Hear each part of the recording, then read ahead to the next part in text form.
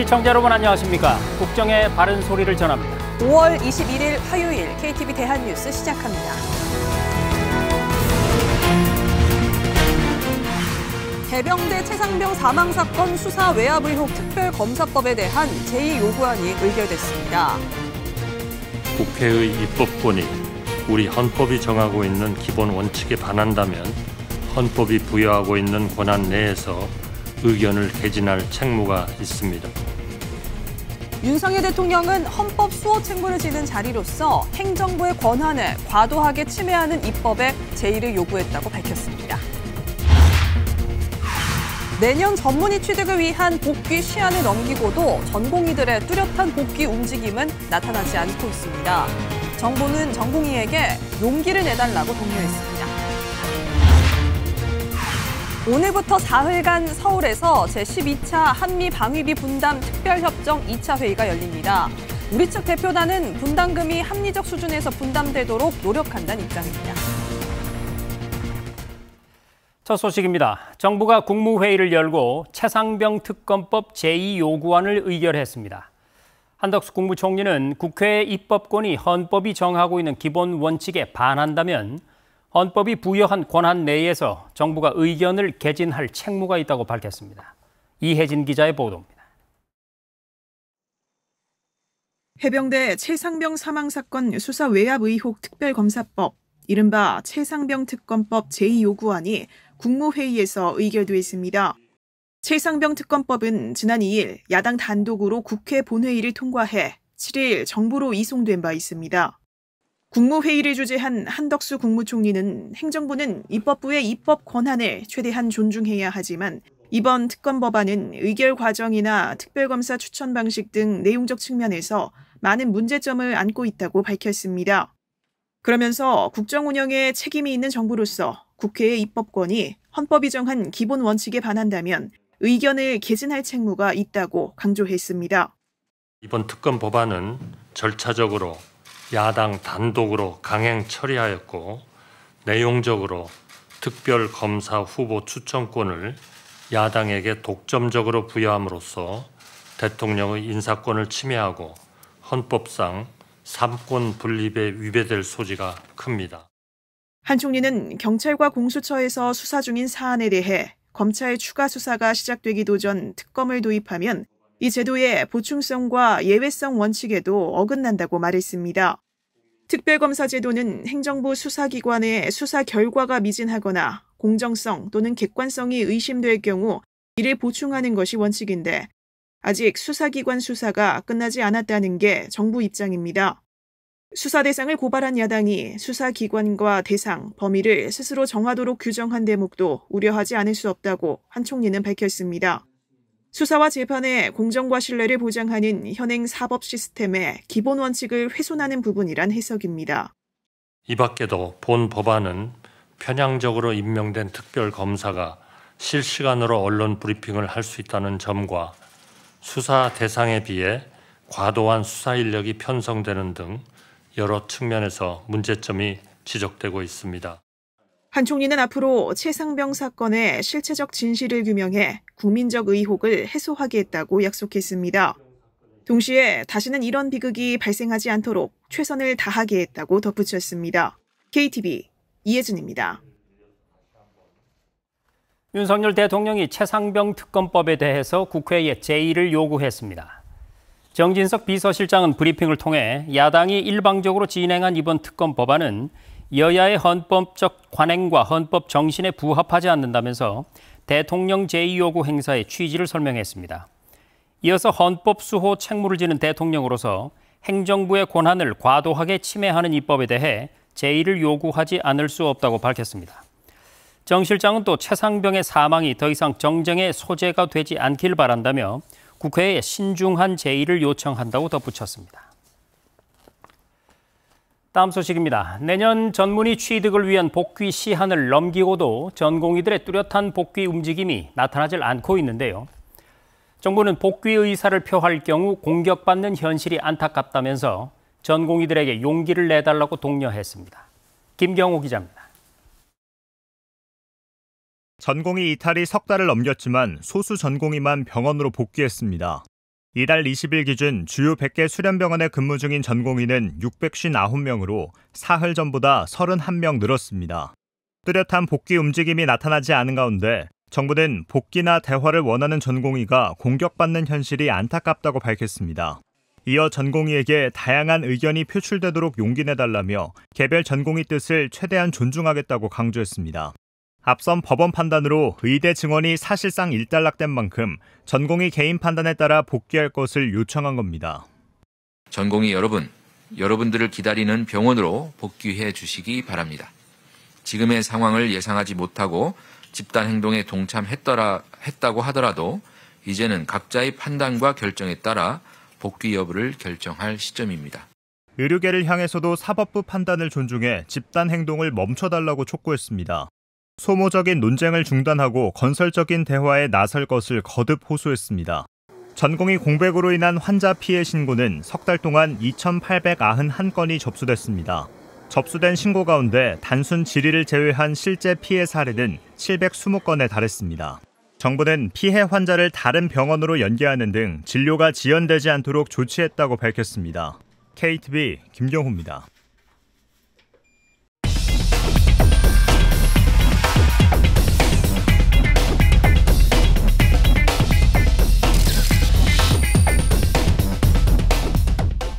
네, 앞서 의료 개혁 관련 소식 전해드렸는데요. 이런 가운데 교육부가 의과대학 학생단체에 2달여 만에 대화를 제안했습니다. 뉴스룸에 나와 있는 취재기자와 함께 이 부분을 자세히 짚어보겠습니다. 자, 박지성 기자, 의대생 단체에 대화를 제안한 건 이번이 2번째로 알고 있는데 성사 가능성이 있을까요? 네, 앞서 교육부는 지난 3월 의대 학생단체죠. 의대협에 대화를 하자고 제안했지만 답변받지 못했습니다. 이번에도 성사 가능성은 미지수입니다. 현재 의대협은 공식 연락처를 공개하고 있지 않습니다. 교육부도 언론을 통해서 대화를 제안하는 등 공식 소통 채널이 없는 상황이라 의대협 반응을 지켜봐야 하는 상황입니다. 네, 만일에 대화가 성사가 된다면 주된 논의 내용은 아무래도 학생들의 학업 복귀 문제일 것 같은데 어떻습니까? 네, 맞습니다. 이 교육부는 대화의 시기나 주제, 공개 여부 등은 모두 학생들과 조율하겠다는 방침입니다. 이 교육부 입장에선 의대생들이 집단 행동을 멈추고 이 학업에 복귀해 줄 것을 요청할 텐데요. 현재 의대 40곳 가운데 37곳이 이미 수업을 재개했지만 학생들의 수업 참여도는 높지 않은 것으로 전해집니다. 이주호 사회부총리는 학업에 복귀할 경우 불이익을 최소화하겠다고 연일 강조하고 있습니다. 직접 들어보시죠. 학업을 이어갈 수 있도록 탄력적인 학사 운영에 최선을 다해 주시기 바랍니다. 정부도 대학과 협력하여 학업에 복귀하는 학생들에게는 불이익이 최소화되도록 지원하겠습니다. 자, 의대 증원 문제와 관련해서요. 이 의학전문대학원인 차의과대학이 내년도 의대 모집 인원을 확정을 했죠. 이에 따라서 내년 의대 총 증원 규모가 1,509명으로 사실상 정해진 상황이다. 이렇게 들었는데 맞습니까? 네, 그렇습니다. 이 의대를 운영 중인 국립사립대학들은 앞서 내년도 모집 인원을 이미 확정했습니다. 따라서 차의과대 모집 인원 결정에 내년 의대 최종 증원 규모가 확정될 예정이었는데요. 20일 이 학교 법인 이사회에서 기존 입학 정원 40명에 정부 증원분 40명을 모두 반영해 총 80명까지 모집하도록 학칙을 개정했다고 밝혔습니다. 22일 별도 위원회에서 개정 사항을 다시 한번 확정한다고 하는데요. 차의과대 모집 인원이 결정되면서 내년 의대 증원 규모는 1,509명으로 사실상 확정된 모습입니다. 자, 그러면 이제 남은 것이 대교협, 그러니까 한국대학교육협의회에서 대학들이 제출한 이 내년 대입 전형 계획을 확정하는 일이 남았는데요. 앞으로 구체적인 일정이 어떻게 되나요? 네, 이 대교협은 오는 24일 대학들이 제출한 시행계획 변경 사항을 심의하고 30일 심의 결과를 발표할 예정입니다. 각 대학에선 이에 따라 모집 요강을 확정해 31일까지 공고해야 합니다. 이 모집 요강이 나오면 의대 정시 수시 모집 비율과 이 지역 인재 전형 규모 등도 알 수 있게 됩니다. 네, 지금까지 의대 증원 관련 소식을 취재 기자와 함께 알아봤습니다. 박지성 기자, 잘 들었습니다.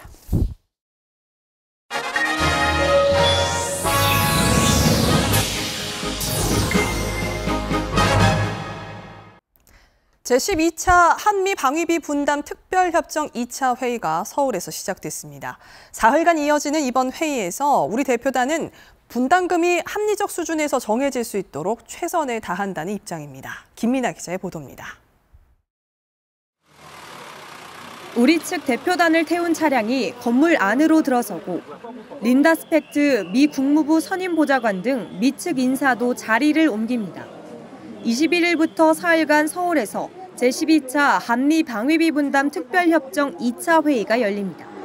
앞서 한미는 이태우 외교부 방위비 분담 협상 대표와 린다 스펙트 미 국무부 선임보좌관이 참석한 가운데 지난달 미국 호놀룰루에서 1차 회의를 열고 서로의 기본 입장을 확인했습니다.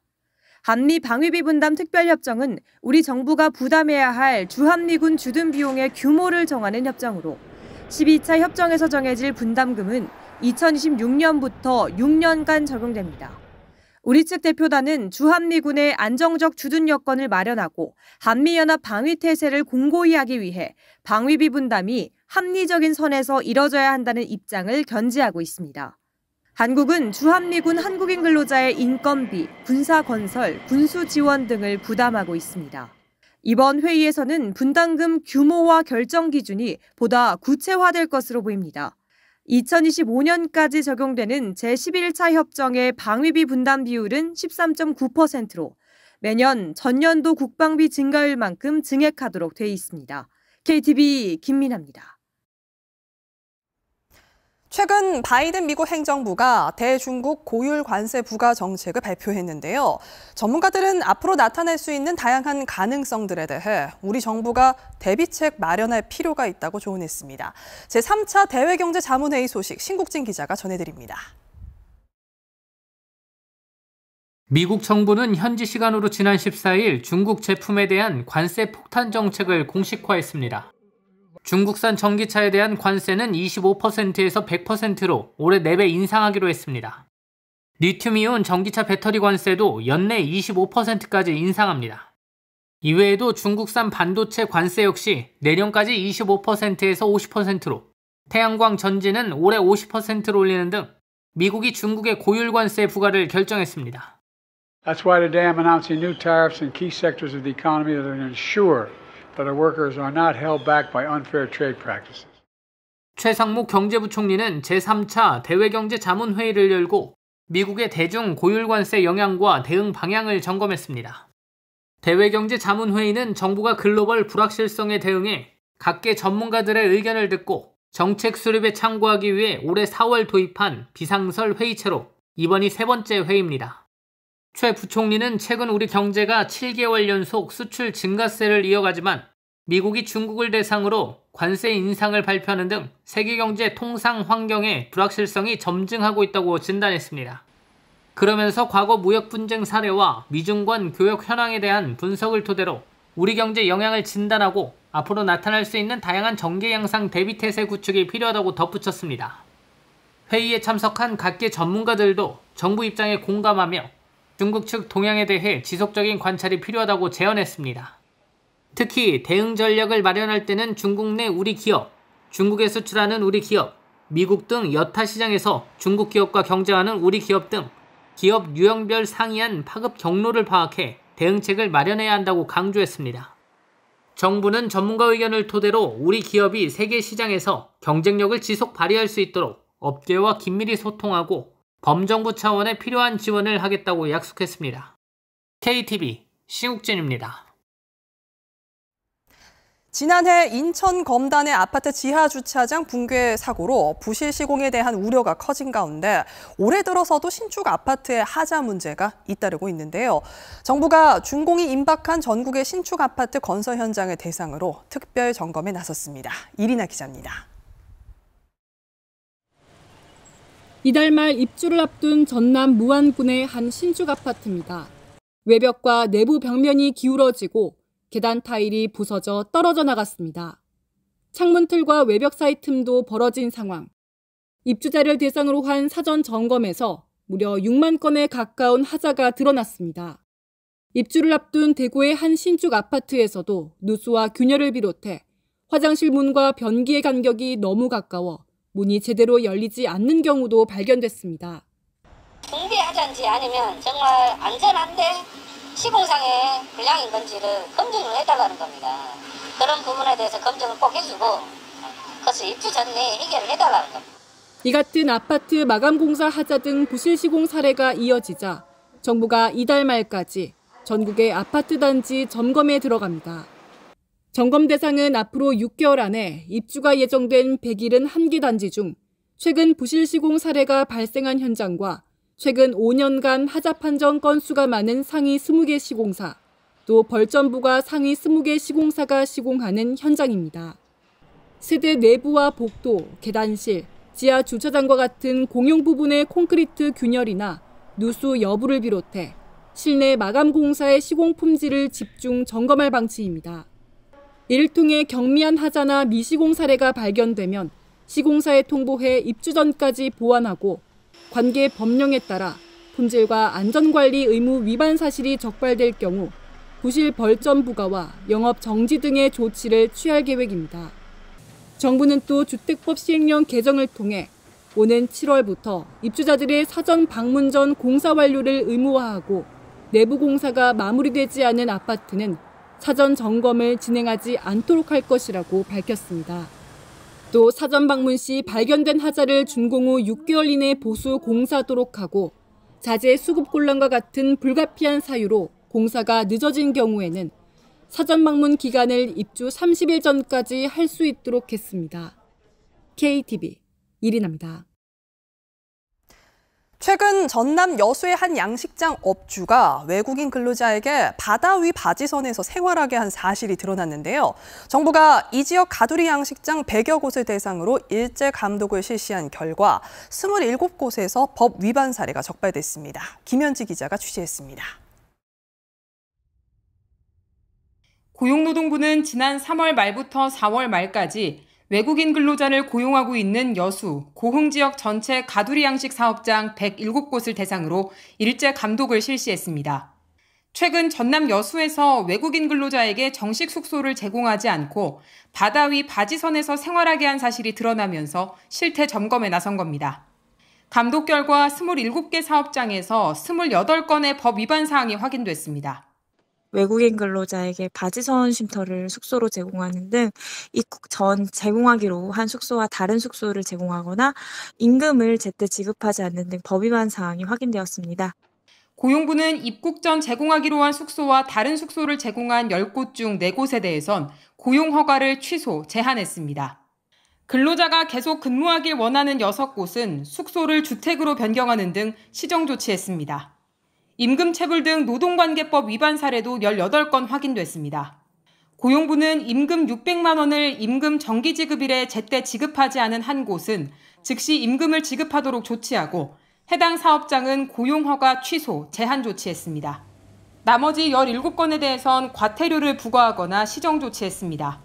고용부는 올해 외국인 근로자를 고용한 사업장에 대한 감독을 지난해 5,500곳에서 올해 9,000곳으로 대폭 확대할 계획이라며 앞으로 사회적 물의를 일으킨 사업장에 대해선 특별감독 등으로 엄정 대응하겠다고 밝혔습니다. KTV 김현지입니다. 바다 낚시나 해양 레저 즐기는 분들이라면 해양 안전 앱 해로드가 필수죠. 위급한 상황이 발생했을 때 이걸로 신고하면 현재 위치가 해경과 소방청에 전송돼 구조에 큰 도움이 되는데요. 해로드를 이용한 구조 훈련 현장을 최다혜 기자가 가봤습니다. 태안 앞바다에 익수자가 발생한 것을 가정한 상황. 익수자 몸에 부착돼 있는 자동 추락 신고 장치 해로드 세이버가 입수 상황을 감지하고 자동으로 구조 신고를 합니다. 중부해경 종합상황실에서는 입수자 발생 신고를 접수하고 사고 발생 지점 근처 해경 구조팀에 위도와 경도를 전달해 출동 지령을 내립니다. 그 상황 수신 완료. 현장 이동하여 인명구조 실시하겠음. 익수자 발생! 둘, 셋! 익수자 발생! 신고 접수 후 5분 내에 출동한 연안 구조정이 사고 현장에 도착하고 해경은 구조 보트를 이용해 익수자를 구조합니다. 이번 훈련은 실제 익수사고 상황을 가정해 진행합니다. 해양안전앱인 해로드를 활용한 긴급 구조요청 신고, 사고 접수, 현장 출동 등 대응체계 전반을 점검했습니다. 해양수산부가 개발한 해양안전 모바일 앱 해로드 앱과 해양경찰의 긴밀한 협조로 오늘 익수자 구조훈련을 무사히 마칠 수 있었습니다. 앞으로도 해양수산부는 국민의 안전을 위해 해양경찰과 긴밀히 협조해 나갈 계획입니다. 해로드 앱은 전자해도를 기반으로 현재 위치와 해양기상 정보, 바다낚시 지수 등 다양한 해양 정보를 제공합니다. 위급 상황이 발생했을 때 해로드 앱을 통해 직접 신고하거나 미리 부착해놓은 해로드 세이버를 통해 자동으로 신고가 접수되면 해경과 소방청에 자신의 현재 위치 좌표가 문자로 전송됩니다. 2014년 8월 서비스 개시 이후 현재까지 약 62만 건이 설치됐으며 해로드 앱을 이용해 구조된 인원도 2천여 명을 넘어섰습니다. 한편 해양수산부는 바다에 나가기 전 안전을 위해 꼭 해로드 앱을 설치해 주길 바란다며 앞으로도 기능 개선을 위해 지속적으로 노력할 것이라 밝혔습니다. KTV 최다입니다. 농촌에 가보면 흉물스럽게 방치된 빈집들이 애물단지로 여겨지곤 하는데요. 이런 빈집들이 멋진 카페나 주민복지시설로 깔끔하게 거듭난다면 어떨까요? 송미령 농식품부 장관이 현장을 찾아서 청년층의 정착을 돕기 위해 빈집 재생에 대한 지원 확대를 약속했습니다. 김유리 기자의 보도입니다. 마당에 아무렇게나 자라난 풀이 인적이 끊긴 시간을 고스란히 보여줍니다. 장기간 방치된 고택이 리모델링을 통해 고풍스러운 카페로 재탄생했습니다. 농촌 빈집을 재생한 이 카페는 지역 생산 농산물을 활용해 관광객의 발길이 끊기지 않습니다. 농촌 유휴시설을 세단장에 청년, 귀농귀촌인 창업공간 또는 사회서비스 공급공간으로 사용, 농촌 지역의 활력을 제고하는 겁니다. 미활용 유휴시설로 지자체가 소유했거나 10년 이상 장기 임대 계약을 체결한 건축물이 지원 대상인데 2019년 이후 총 66개소가 사업비를 지원받았습니다. 우리 청년들이 농촌 지역에 와서 창업도 하고 잘 정착하게 하려면 유효화된 시설을 재생하는 사업들을 우리 농식품부가 좀 더 속도를 내서야 한다는 생각을 합니다. 귀농, 귀촌 청년들의 안정적인 농촌 정착을 위해 2019년부터 청년 농촌 보금자리도 도입했습니다. 단독주택형 임대주택 단지에다 육아, 문화, 여가 등 커뮤니티 시설도 갖춰 청년 주거와 보육 부담을 완화하겠다는 겁니다. 만 40세 미만 귀농, 귀촌 청년, 신혼부부거나 가구주 연령 만 40세 미만의 1명 이상 자녀를 양육하는 가정이면 거주할 수 있습니다. 현재 총 25세대가 거주하고 있으며 입주민 중 약 37%가 초등학생 이하 아동입니다. 보금자리 조성으로 폐교 위기에 있었던 단지 인근 초등학교 유지 등 지역 공동체 활성화에 기여하고 있습니다. 한편 정부는 농촌 빈집 문제를 해결하기 위해 민간 중심의 빈집 재생을 추진하고 있습니다. 지자체 빈집 실태조사 결과를 토대로 매매나 임대 등에 필요한 빈집 정보를 제공하는 빈집은행 구축을 준비 중입니다. 빈집 소유주의 자발적 관리 유도를 위한 법과 제도 정비에도 나섰습니다. 정비하도록 명령을 하는데 그것을 이행하지 않으면 강제로 이행 강제금을 부과할 수 있도록 저희가 농어촌 정비법을 개정을 해서 이것이 7월 3일부터 발효될 예정입니다. 빈집 비율이 높은 지역은 빈집 우선 정비구역으로 지정해 체류, 거주, 그리고 창업 공간을 조성하는 방안도 추진할 계획입니다. KTV 김유리입니다.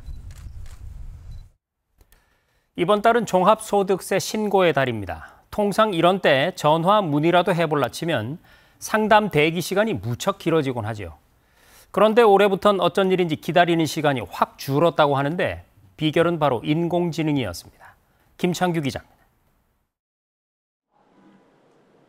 상담사에게 종합소득세와 관련된 질문을 하자 순식간에 답변을 줍니다. 차량을 경품으로 탔는데 이것도 종합소득세로 신고해야 하나요? 경품은 기타 소득에 해당됩니다.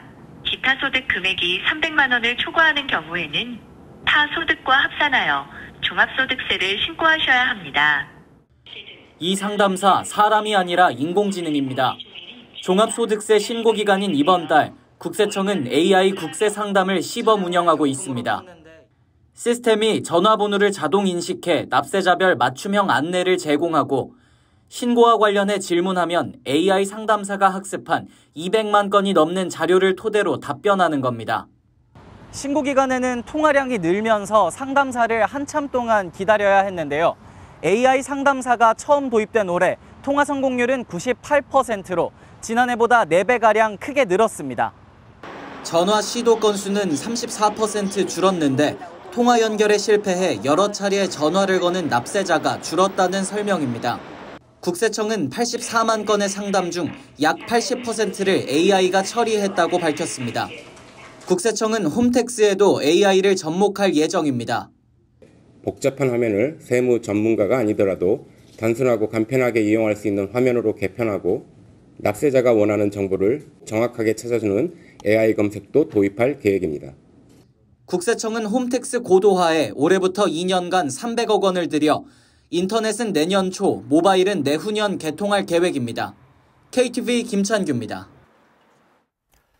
21일 오전 9시 50분쯤 세종시에 있는 육군 제32사단에서 훈련 도중 수류탄이 터져 훈련병 1명이 숨지고 간부 1명이 중상을 입었습니다. 부상을 입은 간부와 훈련병은 국군 대전병원으로 긴급 후송됐지만 훈련병은 사망했으며 부상을 입은 교관은 응급치료 후 국군 수도병원 외상센터로 이송돼 치료를 받고 있습니다. 육군은 군사경찰과 민간경찰 등이 정확한 사고 경위와 원인을 면밀히 조사 중이며 그 결과에 따라 필요한 후속 조치에 만전을 기하겠다고 밝혔습니다.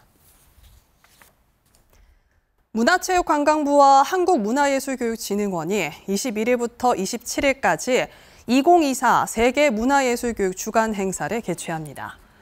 올해 행사는 문화예술교육으로 여는 내일 지속가능한 미래를 주제로 국제포럼과 예술치유 워크숍, 꿈의 오케스트라 공연 등이 진행됩니다. 전병국 문체부 1차관은 문화예술교육 국제포럼에 참석해 누구나 일상에서 누리는 문화예술교육 실현을 위해 다양한 국가와 기관과의 소통을 이어나가겠다고 밝혔습니다. 세계문화예술교육 주간은 2011년 11월 유네스코 총회에서 한국 정부의 제의로 매년 5월 넷째 주로 선포됐습니다.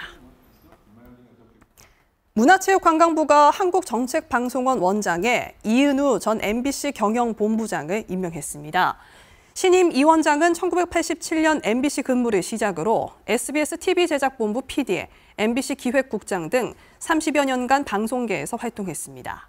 문체부는 방송 제작 PD로서의 현장 경험과 지상파, 온라인 동영상 서비스 등 다양한 미디어 플랫폼 운영 경험을 갖춘 전문 방송인이라고 설명했습니다.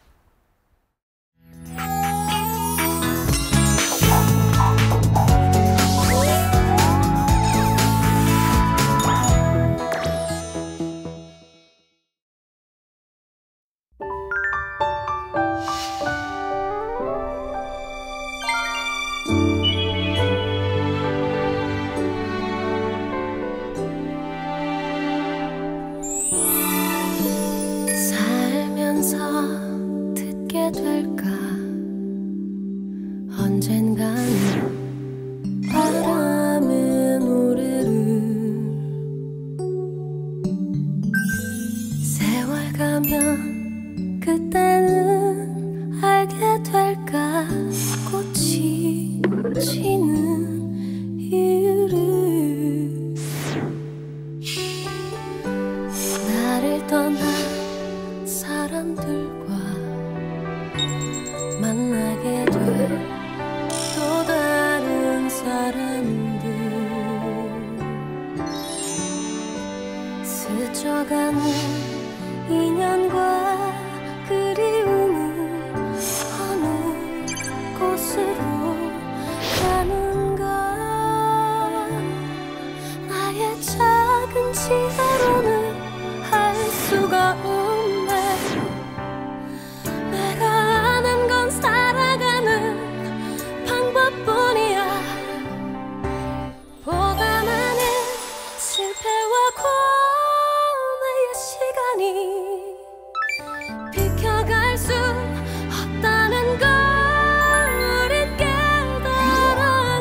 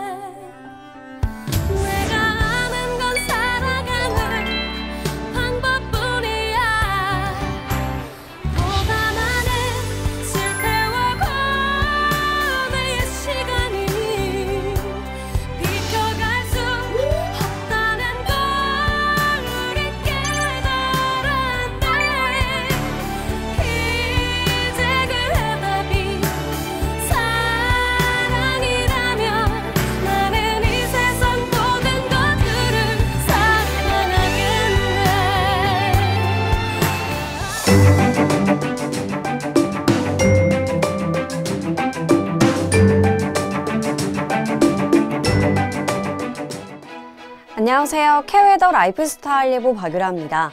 오늘 대체로 맑은 가운데 서쪽은 더웠고 동쪽은 선선한 날씨를 보였는데요. 내일도 대체로 맑은 가운데 일부 경상 해안을 제외한 대부분 지역에서 낮 기온이 30도 안팎까지 올라 덥겠습니다. 일교차가 크게 벌어지는 곳이 있겠고요. 낮 동안 자외선이 강하겠습니다.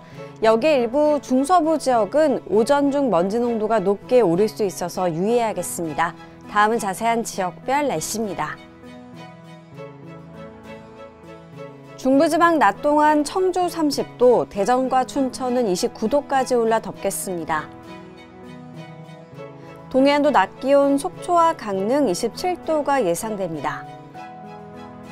남부지방 내륙은 광주와 대구 29도까지 올라 덥겠고요. 경상 해안은 울진 23도, 부산 24도로 비교적 선선하겠습니다. 바다의 물결은 대체로 잔잔하게 일겠고요. 동해상으로 하늘이 흐리겠습니다. 금요일에는 영서에 소나기가, 다음 주 월요일에는 전국에 비가 오겠고요. 비가 오면서 때이른 더위는 차츰 수그러들겠습니다. 날씨였습니다. 가정의 달인 5월에 어린이날과 어버이날보다는 비교적 덜 알려진 날이 있는데요. 둘이 하나가 된다고 해서 21일로 정해진 부부의 날입니다. 어린이도 어버이도 부부가 전제돼야 존재할 수 있는 만큼 저출산 시대에 부부의 소중함을 다시금 되새길 수 있기를 기원합니다. KTV 대한뉴스 오늘 저희가 준비한 소식은 여기까지입니다. 시청해주신 여러분 고맙습니다.